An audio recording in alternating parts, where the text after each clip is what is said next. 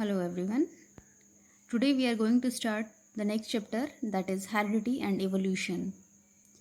So let's start with some basic terms. What is genetics? Genetics is a branch of biology that deals with the study of heredity and variation. Biology की वो branch जो heredity और variations के साथ deal करती है उसको हम जेनेटिक्स कहते हैं. Now what is heredity? Heredity is the transmission of characteristics or traits from parents to progeny or from one generation to the next generation. एक प्रोजेनी से दूसरी प्रोजेनी तक जो ट्रेट्स जो कैरेक्टरिस्टिक्स ट्रांसफ़र होते हैं उनको हम कहते हैं हेरिडिटी. वेरिएशंस क्या होती हैं? तो डिफरेंट टाइप के ट्रेट्स जो एक इंडिविजुअल शो करता है, किसी एक स्पीशीज़ का एक इंडिविजुअल शो करता है और वही डिफरेंट ट्रेट्स उसके ऑफस्प्रिंग्स अगर शो करते हैं तो उनको हम कहते हैं वेरिएशंस. सो आज जो है इस क्लास के अंदर हम इन सब के बारे में पढ़ेंगे. तो पहला जो क्वेश्चन है वो क्वेश्चन है कि एक्यूमुलेशन ऑफ वेरिएशंस किस तरीके से होता है. ड्यूरिंग सेक्सुअल रिप्रोडक्शन वेरिएशंस जो हैं वो किस तरीके से एक्यूमुलेट होती हैं. उसके बहुत सारे रीज़न हैं. जो पहला रीज़न है that is gametogenesis. During the formation of gametes, जब गैमेट्स बनते हैं ड्यूरिंग सेक्सुअल रिप्रोडक्शन, मेल और फीमेल गैमेट का जब फॉर्मेशन होता है तो वहाँ पर वेरिएशंस होती हैं. दूसरा रीज़न है crossing over during meiosis. Gamete जब बन रहे हैं तो उस दौरान मियोटिक डिविजन्स होते हैं और उस दौरान क्रॉसिंग ओवर का अगर फिनोमिना होता है तो उसकी वजह से वेरिएशंस आती हैं. थर्ड रीज़न जो है वो है कि chance coming together of chromosome during fertilization. Fertilization के दौरान कौन से क्रोमोसोम एक दूसरे के साथ आते हैं, वेरिएशन का तीसरा बड़ा कारण है.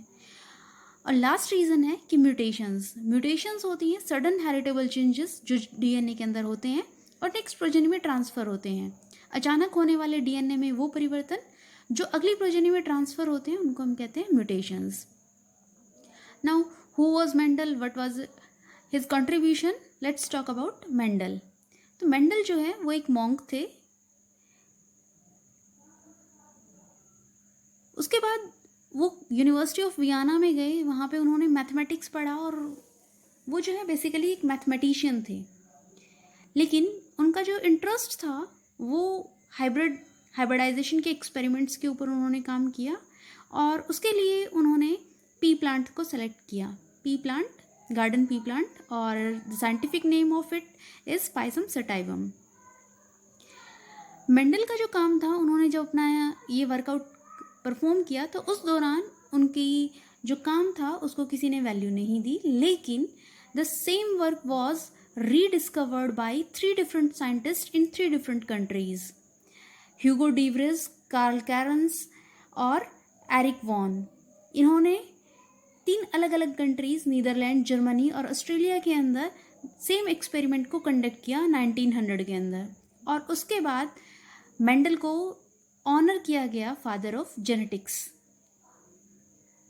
तो मेंडल का जो पी प्लांट था उसके ऊपर उन्होंने पी प्लांट को ही सेलेक्ट क्यों किया? What were the reasons for the selection of P plant?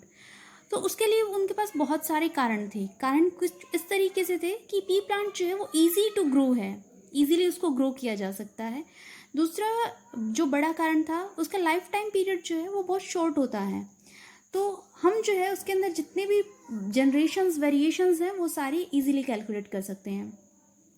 Garden pea के पास distinct easily detectable contrasting variations थे. मतलब जो ट्रेट्स हैं उनके कंट्रास्टिंग फीचर्स जो हैं वो इजीली डिटेक्टेबल थे.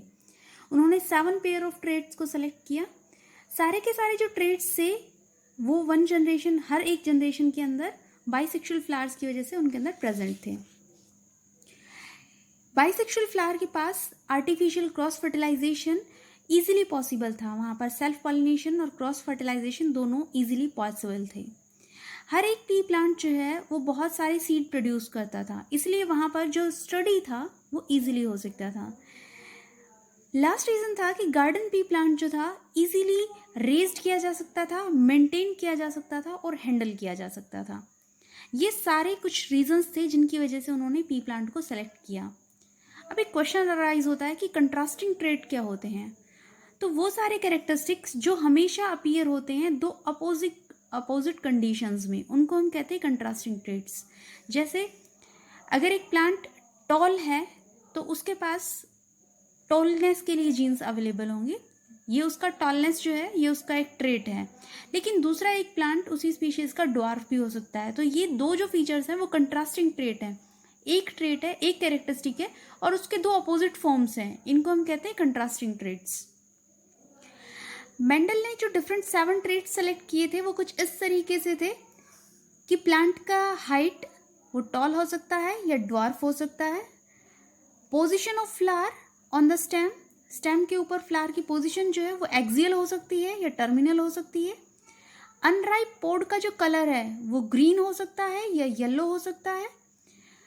शेप जो है पोड का वो इन्फ्लेटेड हो सकता है या कंस्ट्रिक्टेड हो सकता है।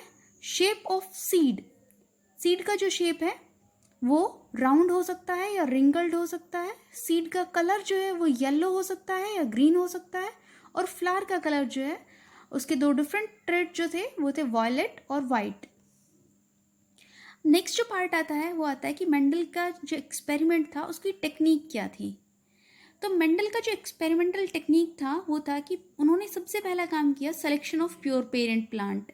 प्योर पेरेंट प्लांट मतलब एक जो पेरेंट प्लांट उन्होंने क्रॉसिंग के लिए लिया उसके पास प्योर ट्रेट्स से, प्योर ट्रेट्स मीन उसके पास जो जीन्स थे टॉलनेस के लिए या किसी और पर्टिकुलर फीचर के लिए वो बोथ जो थे वो सेम थे। तो प्योर लाइन्स उन्होंने सेलेक्ट की। दूसरा था कि उन्होंने फर्स्ट जनरेशन के अंदर हाइब्रिडाइजेशन करवाया, 2 प्योर प्लांट्स लिए और उनका हाइब्रिडाइजेशन करवाया। सेकंड किया, थर्ड जो पार्ट था उन्होंने किया जो सेकंड और सब्सिक्वेंट जनरेशन्स थी हाइब्रिडाइजेशन के बाद उनको उन्होंने सेल्फ फर्टिलाइजेशन करवाया। तो उसके बाद उन्होंने बहुत सारे रिजल्ट्स फाउंड आउट किए और ये जो एक्सपेरिमेंट था उसमें उन्होंने डिफरेंट पार्ट कंडक्ट किए। सबसे पहला जो पार्ट था इसमें उन्होंने करवाया मोनो हाइब्रिड क्रॉस। अब मोनो हाइब्रिड क्रॉस क्या होता है कि जहाँ पर हम एक ट्रेट को लेकर क्रॉस करवाते हैं तो उसको हम कहते हैं मोनो हाइब्रिड क्रॉस। यहाँ पर ये जो साइन है ये शो करता है एक मेल को और ये जो साइन है ये शो करता है एक फीमेल को। This is the indication for cross.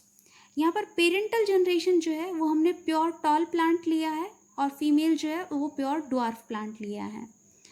यहाँ पर जब गैमीट्स बनेंगे तो यहाँ से गैमीट्स हमेशा टॉल बनेंगे और यहाँ पर गैमीट्स हमेशा ड्वार्फ बनेंगे। जब इन दोनों गैमीट्स को फ्यूज़ करवाया गया तो जो F1 जनरेशन थी वहाँ पर हमें ये T और T, कैपिटल T और स्मॉल t वाला जीनोटाइप मिला। ये जो कैपिटल T और स्मॉल टाइप का हाइब्रिड प्लांट था ये दिखने में टॉल था, ये दिखने में टॉल था। लेकिन जब इसको सेल्फ क्रॉस करवाया गया तो सेल्फ क्रॉस के दौरान उनको अलग अलग टाइप